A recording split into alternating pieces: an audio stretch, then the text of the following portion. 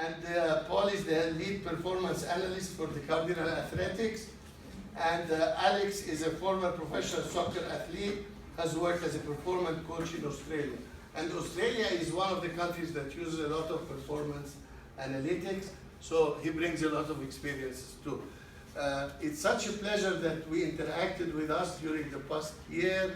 The colleagues, personally only met them recently, but I said, you know what, I have 1 or 2 students working with you. I know the other part of the group met with Dr. Nasrawi and are interacting with her. But I said, why don't we broaden the recognition of what you're doing so more students and faculty may jump in and say, we too want to interact with you and help. So that's the background, okay? So without any ado, I'll let you orchestrate how you will, who will start, and we'll have some time for questions, I hope. Perfect, yeah, it should be some time. All right, so guys, before I start, obviously thank you very, very much for being here. It's Friday afternoon, I know you're probably tired from the week. So I do appreciate that, and I think that's a great question that he raised. What does athletics have to do with engineering? So hopefully what we talk about today kind of sparks some interest and gets the wheels turning upstairs for you guys. So what we're going to talk about today is performance management in relation to the athletes that we deal with on a day-to-day basis. So I'm Alex Calder, this is Paul. I'll let him introduce himself, so go ahead Paul, and then we'll talk about it. I'm Paul Jones, I'm the lead performance analyst, though I'm kind of shying away from that title because myself and Alex are both equally sharing the burden of managing all the information for 7 teams on campus. We have 21 teams that we work with out of the Marshall Center, which is located right across from the parking garage on Floyd Street, right across from the Student Activity Center. 21 Olympic sports go through our facility almost on a daily basis, so that's about 500 athletes. We have 5 teams that we use data extensively with, or use data, I think, in a game decision or a decision-making capacity. With myself looking at mostly the organization and collection of data, and then Alex drills down from the team level that I covered, and he goes to the individual level with all of our management of information. So yeah, Paul touched on basically what I do. I spend a lot of time on the gym floor as well. There's 11 of our staff members as the sports performance team, and only 2 of us really deal with the data, and I spend half my time on the gym floor. So we're kind of limited in what we do. So when I dive into this a little bit more, it may seem a bit amateur to you, some of the data, especially to you guys, but for us it is somewhat overwhelming at times, and there's a lot to deal with, which is why we're here today. Before I dive into too much of the data stuff, I really want to dive into a little bit more about why we do the things we do, so you can get a bit better of an understanding of the reason behind why we wake up every morning and do the things we do and collect data and how we apply it and things like that. So first off, this code here, CODE, is our philosophy, and it's what we do on a daily basis and what we believe in, and everything we do drives from these 4 aspects here. So C is culture. So what we do on a daily basis is try and implement a championship culture. So like you mentioned, we have 21 teams that come through, and the end goal for everybody is to try and get an NCAA championship. So that's why we come in every morning, to try and get these athletes to reach their potential as well as team potential. And the O is operating system. So that's what the logistics of things we do day to day, what every staff member that we have brings on a day-to-day basis, as well as what the athletes bring, and pretty much everyone involved, and hopefully some of you guys, what you bring to the table and how you do it, and how we operate on a daily basis. And then D, the big one, data science. So this is what I'm going to dive into a little bit more today. And this helps us drive our decision making, especially as coaches, sports performance coaches, is what we gain from data, not just our data, but research-based data. So we look at a lot of literature on a daily basis and make our decisions based off that as well as what we have. And then E, obviously execution. No point having a bunch of literature and research if we cannot execute it well. So there's a lot of us, and I guess we're trying to execute better and better daily. And we do a lot to advance our own skills when it comes to that. So the aspects of what we have as far as sports performance goes, are these 6 aspects here. So we have medicine, strength and conditioning, nutrition, performance, analytics, psychology, and leadership. So we're actually trying to do a better job of piecing those together.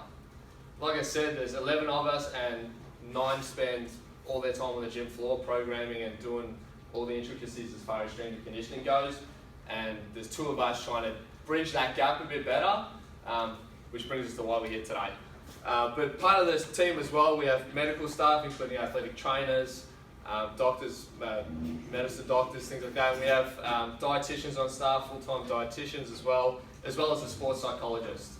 Because obviously that plays a massive, massive role when it comes to athletics, especially college athletics, because the people we deal with. So this slide here, this definitely strings a chord with me because it's very, very inspirational in what we're trying to achieve as far as long-term aspirations go. So it's basically depicting what a high-performance athletic monitoring team would look like.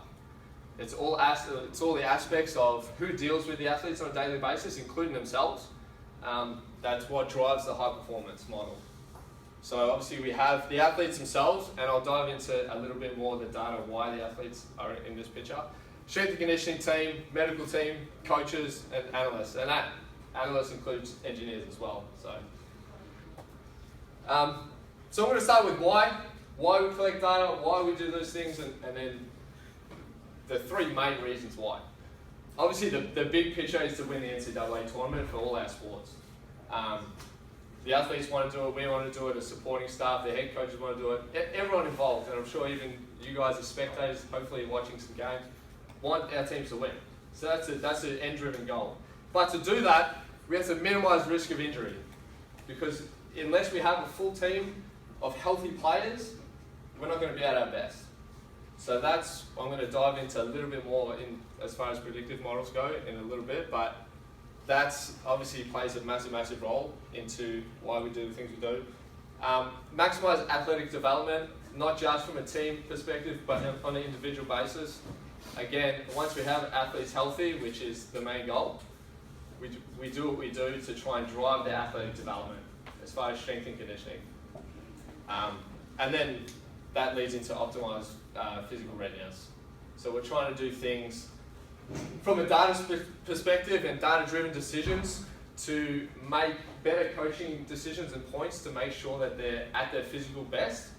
So they're injury-free, they're at their best as far as their training age goes, and they're at their physical readiness when going into games. That gives us the greatest chance of winning tournaments, and that gives us the greatest chance of going forward as coaches. So if winning a national championship is the ultimate destination, health is the road that gets us there. As you can see from the diagram above, the most successful teams in the NFL, and by the way, this trend holds true for Major League Baseball, Major League Soccer, all professional sports find a similar trend, that the best teams have their athletes healthy and ready to go on game day. It's really hard to win the Kentucky Derby if your horse has 4 broken legs. So with that in mind, keeping our athletes on the field and healthy has to be our #1 priority. Now, close second to that is performance. Our athletes also have to be able to perform at a high level, and they have to be ready to go on game day. But we always place health and managing risk first. So there was a similar team that had this concept. It was a tiny little English Premier League team. They were on the verge of relegation several times over the course of 3 years in a row, and they sat down as a staff from the athletic trainers to the sport performance or strength coaches, and then a data analyst introduced himself and said, let's do a better job at managing the risk of our athletes. Let's do a better job at identifying those at risk, and let's keep our best 11 on the field every single day and every single match. Leicester City started the Premier League as a 5,000 to 1 odd favorite to win the Premier League and ended up taking one of the most prized championships in all of sports by only mitigating risk. They didn't improve their athletes, they improved their athletes, but not to the extent that they managed risk and kept their best 11 on the field. That is our ultimate goal with all the information that we're collecting, is keeping our athletes healthy and performing at the sport which they love and cherish so much. How we do that, or go about doing that, is kind of varied in its approach. We use a bunch of different technology pieces, and these are just our main 4 that we use for, again, the top 5 kind of data-driven sports that I was speaking about earlier. So we use a Catapult GPS monitor. I'll dive into that, the specifics on that in just a moment. That measures the external work, or that measures how much work the athlete is actually doing on the field. Our polar heart rate monitors measure the metabolic response to that, or the internal load of our athletes. A wellness survey, we're trying to collect information on the rest of the day. We see our athletes, 2 hours of practice, maybe an hour in the weight room, and then maybe some shoot-arounds or maybe some individual work. But beyond that, up to 23 hours of the day is unaccounted for. So we're trying to get a handle on that as well. Now, just this year, we've incorporated the final point, which is a rate of perceived exertion scale. That is simply us holding up a clipboard and asking the athletes, on a scale of 1 to 10, how hard do you think practice was today? Was it impossible, or was it basically a walk in the park? And then we correlate that with some of the other pieces of hard data or absolute information that we have to see if there's a wellness issue, if something outside of the practice field or playing court, if something else in their life is going on, and how do we intervene, right? So we use those other outlets that we talked about in our performance model to put the best solution to its problem. So if there's an athlete that's experiencing some kind of emotional stress or some kind of performance anxiety, well, that's a sports psychologist intervention. If we have an athlete that's unfit, who isn't responding well to training, well, that's a strength and conditioning issue. If our athletes aren't ready to go on game day because there was bad information given to them, that's an analyst problem. So we're matching up problems with solutions, but as you'll see, we're a little bit limited in what we can do. So we'll just dive into our metrics just a little bit more. We have subjective and objective measures. Our subjective measures, a wellness survey, practice RP, and game RP. Not all games or practices are created equal, and shouldn't be. We have objective measures. Again, we're measuring internal load with our polar monitors. We can measure that in a variety of different ways. Training load, time above threshold, which is about 85% of your max heart rate, and how well your heartbeat recovers after a bout of given work. External loads, these are the ones that we mainly get from our Catapult, our GPS units. They tell us exactly how much work, actual work our athletes are doing externally. How much mechanical force are they creating? So just to drill down on that a little bit more, this is our Catapult unit. Alex has here one today. It is a GPS and GLONASS enabled satellite tracking system that allows us to broadcast at 15 hertz exactly how far and how fast our athletes are going. This is incredibly important for some of our field sports who live and die by distance and velocity metrics. Although it is unfortunate that inside, so for our basketballs, we don't get these metrics. We have to use an arbitrary unit. So the accelerometers and gyroscopes come into play for that. They give us an incredible amount of information on what the athlete is performing at that moment. This allows us to give immediate feedback to our coaches and our coaching staffs, not only for that instant, but for the rest of practice. How efficient was practice? How efficient are the athletes moving? And another way we use or kind of judge the efficiency of our athletes is comparing how our external load looks to the internal response, or a dose-response relationship. Our Polar Team 2, or Polar Team Pro, heart rate monitor sits on the sternum of all of our athletes during matches and, that one's actually turned on, matches and practices, and it lets us know, compared to the work that our athletes are doing, what's the response internally? Is this athlete fit because they're doing a lot of work and there's very little heart rate change? Or does this athlete have some kind of intervention that's needed? They're not doing very much work and their heart rate is highly elevated. And like I said, these technology pieces are great. They give us a wealth of information, but unless we're able to convey the need for change or the need to stay the same to our coaches, unless we're able to educate and empower them to refine their systems, it means kind of nothing. They're just numbers on a screen.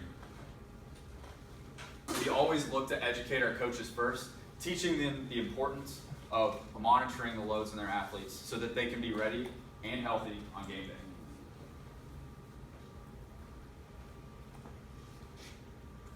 So at the beginning of each season, we kind of know through a series of research papers taken from Australia exactly what our athletes need from day to day, how much variation they need in training practices, how we're going to peak them for each match. And so as soon as we get our schedule for any ACC play, our strength and conditioning coaches or sport performance coaches will sit down and look at how many matches there are in a week. That greatly affects of how many practices you're going to have in a week and how hard those practices should be. So we plan a very large scale level. We'll plan 52 weeks of the year, how much an athlete should be doing each week in total volume, and then how much an athlete should be doing each single day and how those days should be varied. Putting these pieces together in kind of an intricate puzzle in order to get the most out of our athletes and have them hopefully peaked not only for the ACC tournament to win our conference, but also for the national tournament. Every year, we look at what day is the national championship and then plan back 53 weeks. It has to start with the national championship. It has to start with performance. But as we said, if we're not managing the pieces along the way, the road's going to be broken somewhere. We'll never get to our destination. Okay, so now we're going to dive into a little bit of the actual data and visuals for you. Again, this may be actually a bit of an amateur level compared to you guys, but I'm hoping this kind of gets the wheels turning and drives a discussion at the end. So this is what I do on a day-to-day basis. I look at every single athlete that wears the units on a daily basis for a handful of teams. And I look at, I start with game loads, so what the average game loads are, because that's the demand we're trying to be prepared for, and then I go backwards. So, and then I try and actually look in a predictive way as well as a retrospective way. Not sure if you guys can see from out there. But the graph I have up here is just putting the training loads, and this is from a indoor basketball, so it's arbitrary units that I got from Catapult, because again, the GPS doesn't work too well indoors. But I put the loads on, this is a 4-month scale and still continuing. So I put the loads as stress measures. So it can be healthy stresses, or if it's a big unplanned spike, it's considered a negative training effect because it's an unwanted stress. So this, I used equations based off literature, and if you want to know some of those literature, come see me afterwards and I'll be happy to send you those. But basically all I look at is how much stress they've had or how much training they've had in the previous, and label it as their fitness, their tank, their tolerance levels, to what they're doing in the short term. And then the basic equation is just taking that, seeing how they are this week and taking that off their long-term loads. Because if they're trying to demand something that they haven't done before, that puts them at greater risk of injury, and then effectively affects their performance. Because you're trying to demand something that you've never done before. And especially when we get towards season, it can be kind of alarming. So again, I'm kind of hoping this gets some wheels turning on maybe some predictive models that we can look at. But I go from there and then see if any players are alerted, whether they hit high measures or low measures, depending on what I kind of seem as alarming or not. And then I put it on a team scale and then look at each individual, how it sums up with the team, because some players, especially as we get towards ACC conference games, some players will play more than others, right? So for those individuals that don't play, and I've kind of predicted that they would play a little bit more, I actually recommend supplementing them with actually some more loads, just for predictive purposes, in case they, again, like they need to demand heavy game loads and they're not ready for it because they've never done it. So I'd actually prescribe them to do some game-like loads during the week, if that makes sense. So again, going forward with that, other things I look at, again, we mentioned the wellness score. So the wellness score is 5 questions. These are the questions here. It's what would you rate your sleep quality out of 5? 1 being the worst, 5 being the best. Stress levels, same measure, 1 to 5. Mood state, same again. Fatigue and muscle soreness. So this can actually be more valuable than some of the GPS data, because this is subjective and it's straight from the athlete's mouth. So like my first visual that I had up there, where I had athletes, strength and conditioning, everyone that plays a role, this is their role, to actually let us know their responses, let us know how they're feeling, and putting it into a number that we can quantify. So this can be super, super valuable. And what I've circled here is we had one player had her biggest increase in terms of total wellness score, her biggest increase over time. And that day she played one of her best games of the season. So that was something that I highlighted and looked at, and I sent to the head coaches and our performance coaches too, that it's not so much a predictor. Obviously there's a lot of variables that go behind that, but if they say they're feeling great and according to their measures it's the best they've felt, that's a huge, huge bonus for us. So obviously we'd like to have some predictive forms going forward and have this kind of spike towards the end of the season where games really matter, as well as using arbitrary units and GPS data and heart rate and things like that to get those healthy spikes towards the end. So this is another one that I put together. It's pairing the RPE. So like Paul mentioned, RPE is just 1 to 10. How hard was that session? 10 being the hardest thing you've ever done, and 1 being you're sleeping. So just saying to you, how did that feel? And I have a just chart, 1 to 10, and there's words next to it. So hard, very hard, exhausting, things like that. And they just associate the words with the number. And again, it's their association that quantifies how they feel. So it's just putting their perception into quantifying numbers. So when I look at that, I compared those numbers to how their loads were perceived by the GPS. So it said biomechanic loads to what they perceive. And it was a almost direct correlation. It was almost 1. So when this was around halfway, about 500, they said it was about a 5. When it was 550, they said 5.5 on average. This is team averages, by the way. A harder session, they said it was a 6, 7. Does that make sense? So something that I would find alarming, if they came in and did a very easy session, 30-minute, couple jogs and things like that, and they gave me a number of 8, I would go back, look at their wellness and say, what's going on? How did they sleep poorly or what happened? Because that is a big, big injury precursor for us. Because if they say something's an 8, and we have planned, like we had our annual plan up here, we planned for them to have a super, super heavy day, hard day, we're actually going to be in big trouble if they get injured and we prescribe that. So, this is another visual I actually wanted to show you, and this, I really hope this drives some discussion afterwards. This is a injury risk model that I put together just based off research. So there was a research paper that came out in 1975 by an Australian sports scientist. He tried to put together a predictive model in terms of injury and performance using exponentials to create a positive training effect and a negative training effect. So I've tried to replicate the same thing based off last year. So this is last season's injury reports. And I just put a negative training effect when they got injured, minus 7 days. And then the positive training effect, whether they practice or not. So I tried to align that and see if there was spikes and then if they got injured within that 7-day period. So the black lines are when they got injured. This is one individual, when that individual got injured. So for example, this was probably predicted because there was a heavy spike and then within 7 days she got injured. This one may not have been, whereas this one probably most definitely was. So again, this is something I want to drive discussion with you guys because this paper was off 1975 and I think if any room knows more research is going to be this room here. But the metrics I used for this, again, it was an indoor basketball session. I used how high they jumped, how exerting their movements were, so like high intensity movements, and then just the arbitrary units that come with our data. And again, if you have any more questions on that, feel free to come and have a look at it. But I use those into putting this together. So just an idea of what we're trying to do and trying to develop, and again, the reason why we're here today.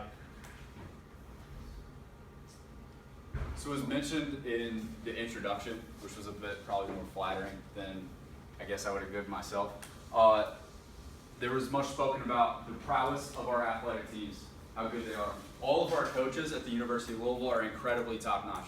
We have some of the best coaches that play in the best arenas with the best athletes every day, and it's a joy to work with them.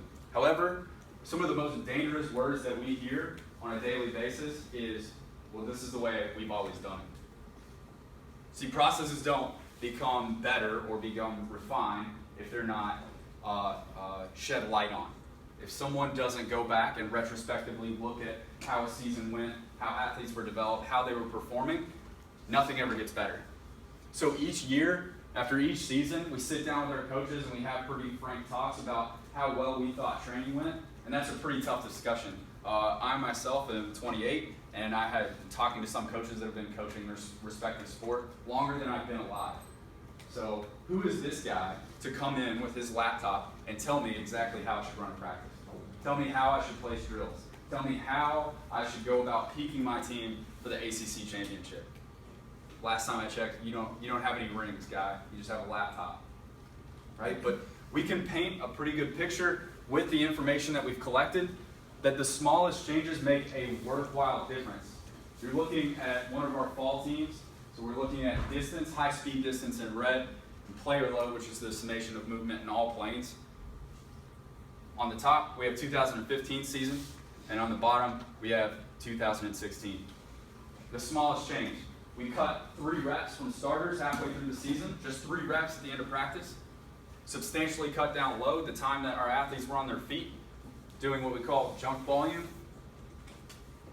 We increased our reserves ability by putting in supplemental conditioning. Just having them run a couple sprints, a couple 120s at the end of practice, and the outcome is substantial. It's pretty hard to argue those.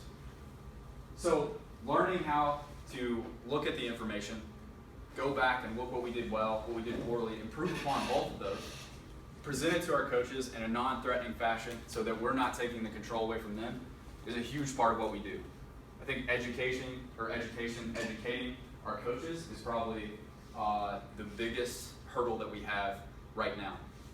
But if we're just looking at our data in a retrospective fashion, if we're not getting real-time information on the change or the performance levels of our athletes, we're kind of playing a reactive game instead of a proactive game. And that's not how you want to play any sport. So that brings us to why we're here today. So I didn't want to show too much visuals or go too much into the background of sports and what we look at on a daily basis because it's a lot. But that's why we're here today, because there's a lot of limitations to what we have on a daily basis. And I think the biggest one is pairs of eyes. So there's only 2 of us looking at over 100 athletes and trying to figure out how can we individualize everything as much as possible. How can we minimize risk as much as possible? How can we optimize performance with 2 sets of eyes? So it's very, very difficult. So that's, again, why we're here today. Another point is accuracy. Our background isn't in data, it's in exercise and sports science. So we have a handful of skills, but we require some more. We obviously require some more to be more accurate. And like Paul mentioned, the more accurate we are, the more confident our estimations and predictives models can be, the better our communication is with coaches, the better our athletes look, and the better outcomes for both parties. And again, other things we deal with is equipment and logistics on a daily basis. These catapult units are super, super expensive, and we're limited with how much we have too. So the logistics behind that is beyond speakable at the moment. But we have 30 units, and like I mentioned, we have 100 something athletes demanding them. So we try to run from practice to practice and change units, and we only have 2 setups that we have right now, and sometimes they work, sometimes they don't, and things like that. And there's a lot of logistic errors behind it. Again, this is something that I hope drives some discussion and maybe some information that you guys might have that we don't. So going forward from here, our future plans, this is a building of where we're at, by the way, so if you haven't seen it, it doesn't really look like this anymore. We've had a lot of new details done to it. You can see it driving through the highway, big Gatorade stuff, Adidas all over it now. But our future plans, obviously we want to be better at what we do. We want to collaborate with you guys. We want to get more sets of eyes, more brains involved, more information, and we really want to drive what we're doing on a daily basis, as well as our coaches, as well as having a bigger team behind what we're doing. The team behind the team is what I like to refer it to. So I wrote Building Athletic Empire because, like I mentioned at the very, very start, the end goal is to have athletic development, team success, school success, as well as the team amongst the teams, engineering department success, sports performance success, everything like that, to drive everything. So this is a picture of 2013 men's basketball. Unfortunately, we don't work with men's basketball. They're a separate department, but it's our only recent championship. So that's something that drives me on a daily basis is I want to see Louisville win a national championship. So I guess why we're here today is to try and interest you and see if you have any ideas and see if you have some recommendations or anything, or if it drives any sort of capstone projects you can think of, and then you can be behind the teams that have built something like this. Because this is very, very special for especially the athletes involved, but to know that you're behind the process is huge, massive. I've only dealt with it once, and that was an ice hockey team in Australia, not as big as this. But what we have at Louisville, we have the team of teams, we have some of the best coaches, sport coaches in the nation. We have some of the best sports performance coaches in the nation. Some are sitting right here, thank you. And we have the best technology in the nation. So we've seen how teams and clubs and even other schools do it in the country. I've seen how people do it in other countries, and it's not on the level we're at. But we are not content with it, and we want to go higher. And I think that there's obviously a lot of interest here, otherwise you wouldn't come today, that you might want to be behind something like this. So going forward, I want to drive a discussion. If you want to take a picture of that, I'm Alex, that's my email, and this is Paul, this is his email. Otherwise, you can just write it down or come and talk to us. And I have business cards up here too, as well, so grab one. And also what I brought today as well as the hardware, if you want to come and have a look at it, if you have any recommendations, things like that. I've just brought a very, very brief literature review, very brief, it's a 5-minute read.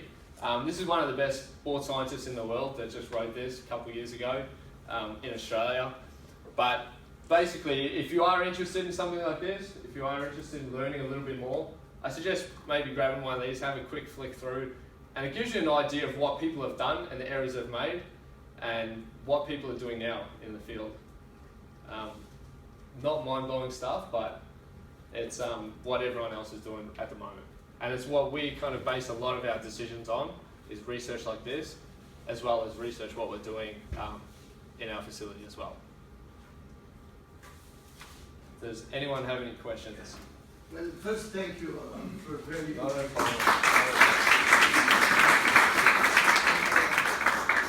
We definitely want to have a discussion, so Yes. please ask questions. I want to recognize that we have Adam and Omar have been working with some of the data. I know Dr. Nasrawi interacted with some people too, but we want more people to get excited and get involved. So thank you, and let's open for questions. Yeah. So, using this data analytics for someone, even if not professional, if you've got some attributes like weight, height, muscle mass, and fats, and so on, is your data analytics system capable of designing a training program for him for any sport, or even for just fitness training? Right, so we would probably incorporate that into what I call a strength coach problem.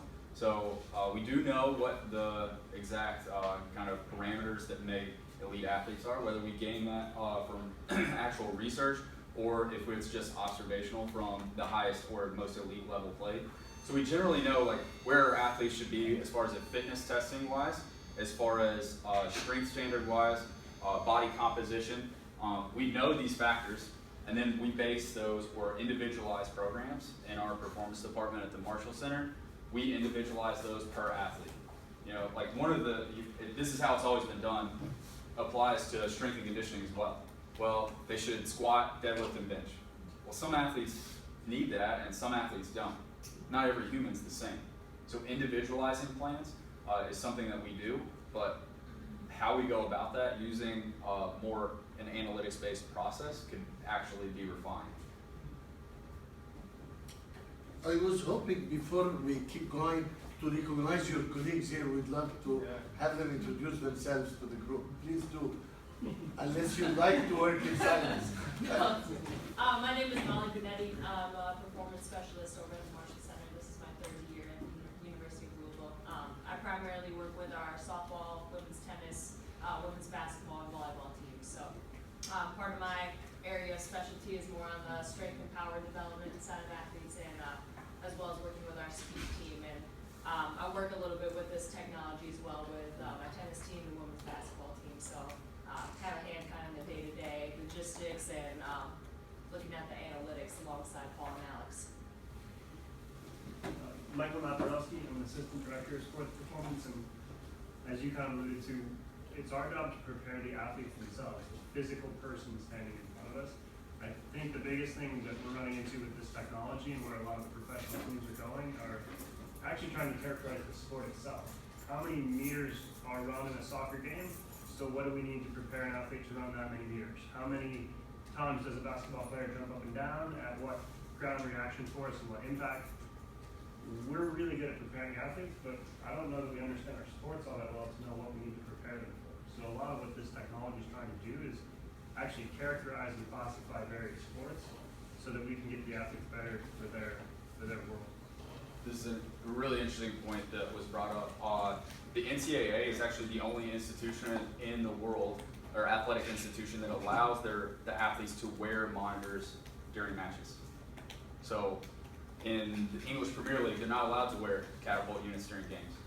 They're not allowed to wear heart rate monitors during games. The NBA is not allowed to. So a lot of the information is of what game demands was based off of not actually measuring it on the athlete, but using video analysis, which should be accurate as well. But we think putting a monitor on an athlete that has 3 different sensors measuring at 100 hertz is incredibly accurate too. So we have kind of an advantage in publishing research on the demands of sports, especially some that aren't played as heavily overseas. I know Dr. Freed is interested in the video analysis in general, so I was going to ask a question on his behalf. Do we have any games with both data to cross-verify or validate? So there. We have videos and measurements from the same games or exercises? We do not use video analysis to determine performance metrics on this level. The NBA uses a video analysis system, but again, they don't use catapult monitor on the individual athletes. Yeah. And were you speaking? Can we have Validating with 2 pieces of technology on the with same the athlete? technology and the video, so we validate both approaches in a sense together? It would be a great contribution, I think. Yeah, so we don't use the video analysis, but the KFC Young Center is outfitted with Sport View, which is what the NBA uses as far as video analysis and heat mapping of athletes around, which is a pretty, what I consider a pretty complex analytic system. It uses just a series of, I believe, like up to 30 high-speed cameras around the top of the stadium that were installed. And so it just looks at the movement of athletes. So being able to put that in conjunction with our women's basketball team may be a project that we That would be a great project, I think. I don't know. Well, let the questions go through. Please, sorry for the interruption.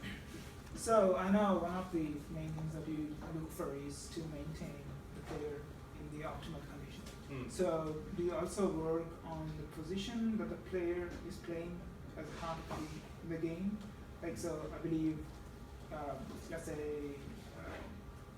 in football, the quarterback might have different requirements compared to the defense player.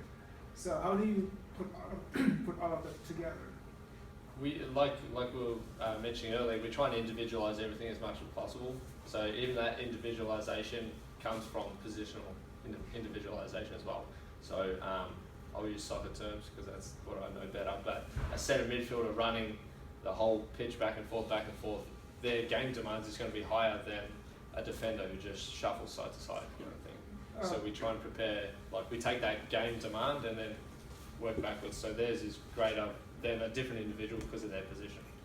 So I know it's quite important to make the team work together. So let's say a player is kind of like, is probably a little bit off compared to his teammate. So do you talk to the player like you're probably running too fast, or the quarterback is throwing too far away for the player that is trying to catch? So do you track all those things when you're looking at their practice? So this is So, I mean, seems do more like you coaching, work on yeah. maintaining the balance between those players so that even though they're optimal, they might not be a good match for each other? So do you really track those things? We actually recently came across a pretty similar issue where ex-athlete had an incredible game from a box score standpoint, just points scored, and from an output standpoint. So all the metrics came back. This athlete was, exactly where they should be at in performance for the team, doing exactly what they need to help the team excel. However, the other athletes around them didn't perform at the same level. So it's really managing one piece and helping those pieces and putting those pieces together in a constructive way in practice. I will say on the positional demands, we do look at what are the fitness needs of athletes. Again, we'll draw a soccer analogy. So if I know the positional demands of a center mid versus a central defender, right, that central midfielder isn't the same in a 4-4-2 system as it is in a 4-1-4-1.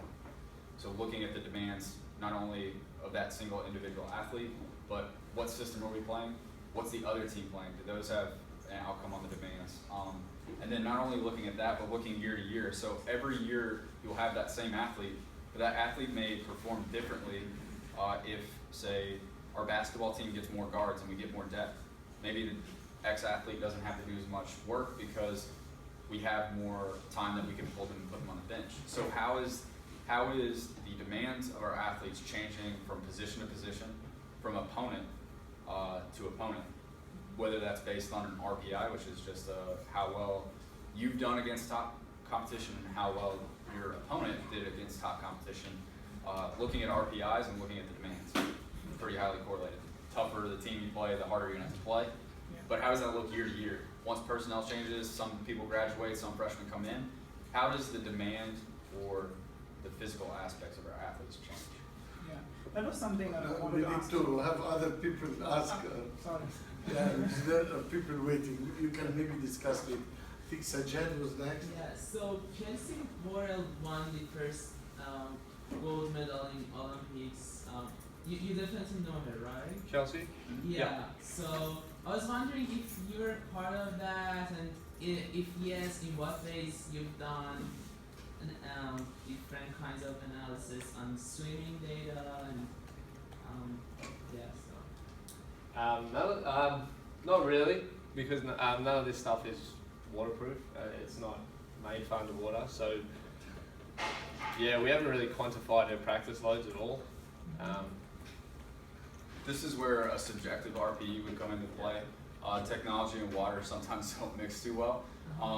I've worked a very little bit with Kelsey as she was going into the Olympics, but it was really managing what she was doing in the pool from a tapering standpoint, drawing down how much we're doing slowly so that she can get enough rest to compete at her highest level, and then making sure that when she came out of the water that she was still in an athletic state.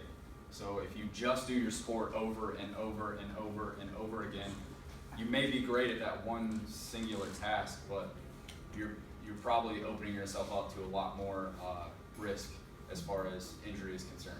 So that's another thing that we deal with a lot is how many reps are our athletes taking in practice? Because the tendency for coaches is to just say, well, let's do more, because more is better and more is better and more is better, and it really starts to build up and inflate. So looking at what is the most optimal amount of distance to swim in a day. There are some technology pieces that mount on almost a training system above the water, and it tracks the athlete as they go. So we're and I believe that they're getting some kind of heart rate or internal load. I haven't looked into the technology as much, but like there is that technology out there, that there is an aspect of that out there. So exploring that, and we're not just trying to advance our field sports here. We need to branch out to all 21 sports. We need a finger on the performance of all 21 sports. And we we'd love to talk with you more about it. Other questions? Okay, with this. So, as I understood, you are using both subjective and objective inputs. So, which inputs have the stronger contribution to the system, and are you using different weights to influence or? Right. I was not a big fan of subjective at first. I'll admit it, like, because at a certain point you got to do what your coach tells you, and I don't care if it hurt or not. It's kind of a poor way to look at it. Alex helped introduce the subjective measures into our program, and since then it took a little bit, but I've come around so much to it because the thing that Alex always says over and over again is psychology meets physiology. So it's what our athletes are perceiving. Like, yeah, we want to put a hard measure on everything, but it's really this human interaction and looking at how the athlete is responding to what we're doing. I wouldn't say it's the most important. I think you have to look at everything. It's got to be a broad picture. I think that they're both very, very valuable. If there's a regular spike in either or, then that obviously becomes first priority, and that's the intervention point, if that makes sense. So if there's a spike in the RPE, like I showed you that graph there, if they say it's an 8 and these loads are a 4, we go straight to that and we intervene and say why. Why was that hard? Why did you feel that was hard? Because previously you had the same measurements and you gave it a 4. So that becomes first priority, or vice versa. If the biomechanical load from GPS is high and or low and whatever, and the RPE is way off or something else is way off, then we figure out what they're doing. Are they jumping too much? It depends. Hopefully that answers.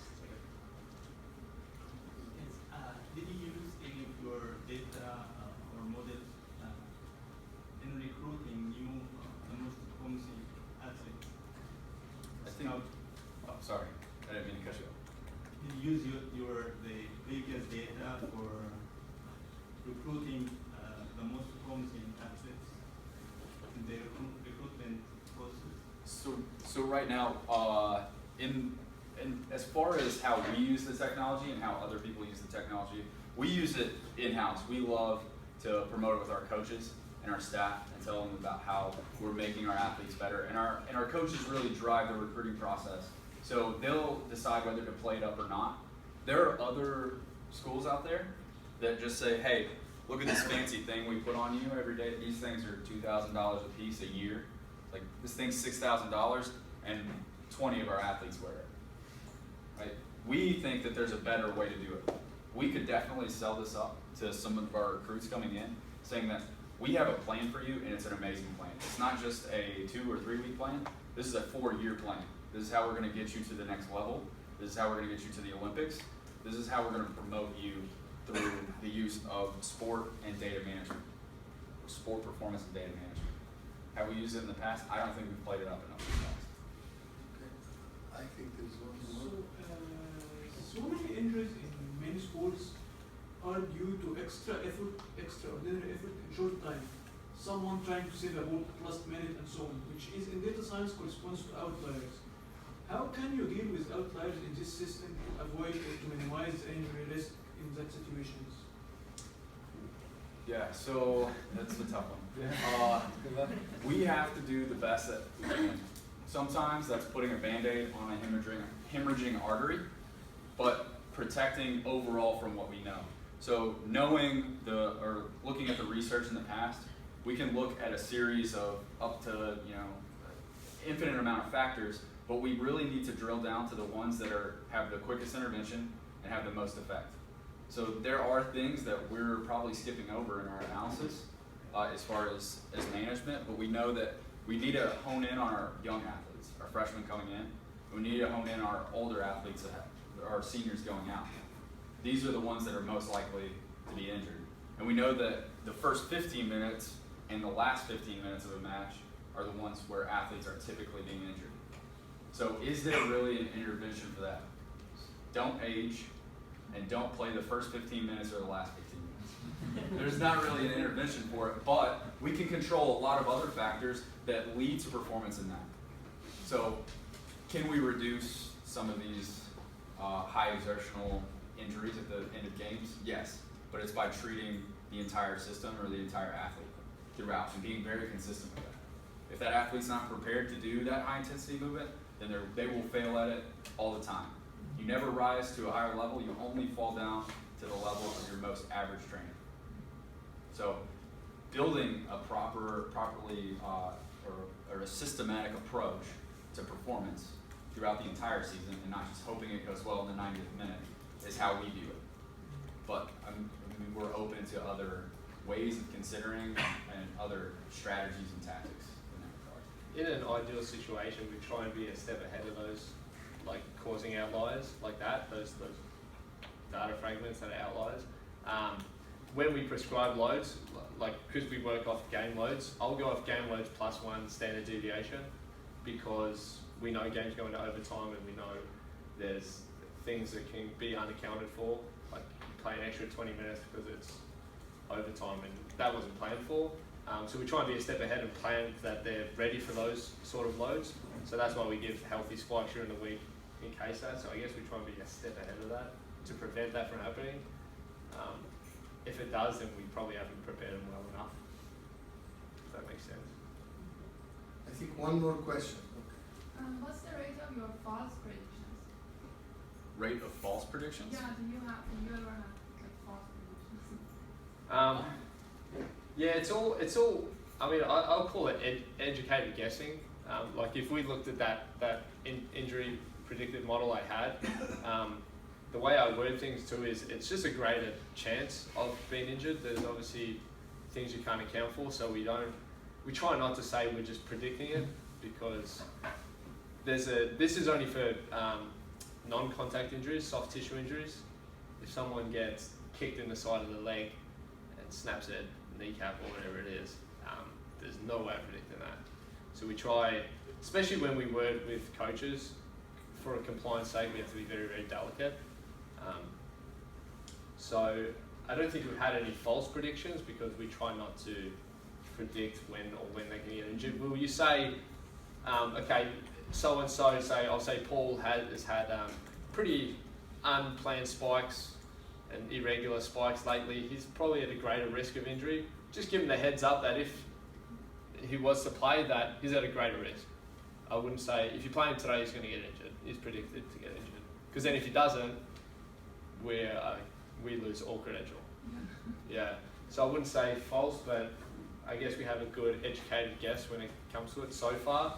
Again, we'd like to advance that a couple notches and be ahead of that. And I'll add something. By looking by very little data, we try to do some index, and one of the persons got injured, but this person had prior injury. We didn't know that. Right. You know, Yeah. so there are things that were not maybe in the data. I mean, you cannot, if you don't, data doesn't account for everything. Like a hit that you didn't expect, or Yeah. prior injury that has healed, but something got it back, you know. Right. So, Yeah, I well, don't think you can ever say that an injury will absolutely occur until it occurs, because there's always going to be associated risk with playing sport at a high level. There will always be risk of injury.